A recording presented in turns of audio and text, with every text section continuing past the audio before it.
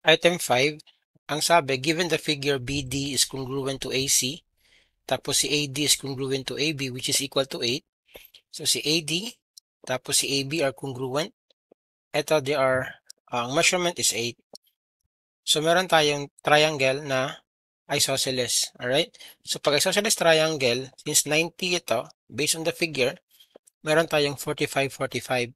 Tapos remember, pag meron kang 45, 45 na triangle, isosceles yan, 45, 45, 90. This is x, this is x, this is x root 2. So ano yung ating x? 8. So this is just 8 root 2. Since ang BD and AC are congruent, ito, this is also 8 root 2.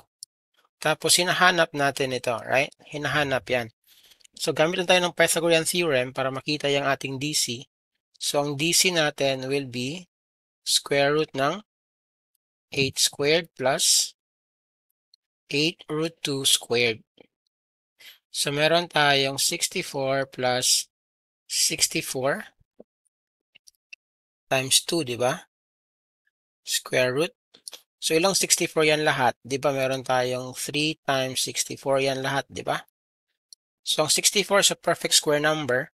So meron tayong DC equals 8 root 3, which is just letter B in the choices.